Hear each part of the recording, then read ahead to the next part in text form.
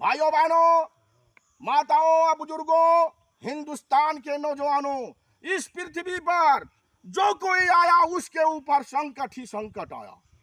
जैसे मनुष्य आए, मनुष्यों के ऊपर संकट आया, तब देवताओं की पुकार हुई। देवताओं के ऊपर जब संकट आया तो महामाई की पुकार हुई। मेरे भाइयों, मेरे साथियों, और महामाई की जब पुकार हुई तब महामाई के ऊपर भी संकट आया। महामाई को भी भैरवनाथ ने अपने जोग माया शक्ति से वो महामाई का पीछा कर लिया। और उसके बाद जो है महामाई का पीछा करने के बाद महामाई भागते भागते और एक गुफा में घुस गई। और वहीं पर महामाई एक स्थान पर खड़ी होकर के, और महामाई के इतना गुस्सा पैदा हो गया कि महामाई के अष्टभुजा दिखाई पड़ने लगे, नौ दुर्गे दिखाई पड़ने लगी। महामाई के हाथ में त्रिशूल आ गया, वही त्रिशूल फेंक करके महामाई ने भैरवनाथ का वध कर दिया। बोलो दुर्गे मैया की जय। तो इस तरह से हमारे भारतवर्ष में कोई भी आए, जितने भी देवता मनुष्य कोई भी आया, सबके ऊपर संकट आया।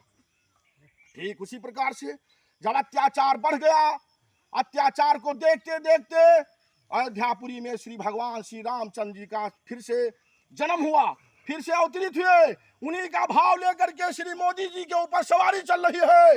मोदी कोई शख्स नहीं है, मोदी कोई इंसान नहीं है, मोदी कोई साधारण इंसान नहीं है।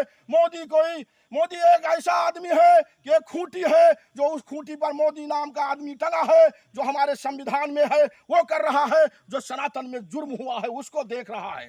पहला राजा 2014 में श्री मोदी जी की महिमा है।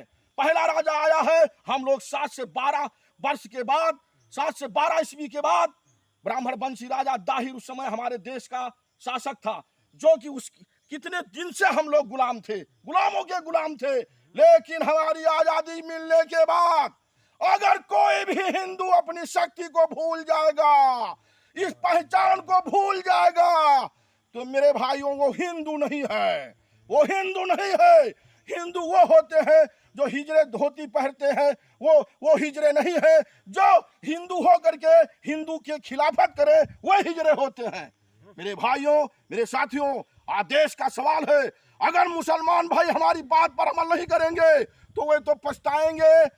बहुत रास्ता होता है, समझाने का है, फिर बिगाड़ने का भी रास्ता होता है।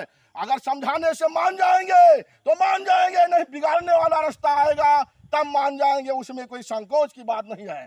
हम लोग हर तरह से जानते हैं, हर चीज जानते हैं, देश में क्या करना है जानते हैं।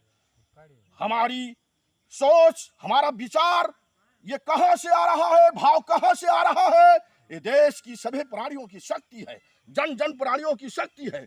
हम ऊर बन करके इस आवाज का पालन करते हैं, जो कि सभी मनुष्य अगर अमल कर लेंगे तो ये देश हमारा, जिस तरह से जितने भी देश टूट गए हैं वो जुड़ने में कोई देर नहीं लगेगा। भारतवर्ष अखंड भारत बनेगा। मोदी सरकार जिंदाबाद जिंदाबाद जिंदाबाद, भारतीय जनता पार्टी जिंदाबाद। जय हिंद, जय भारत।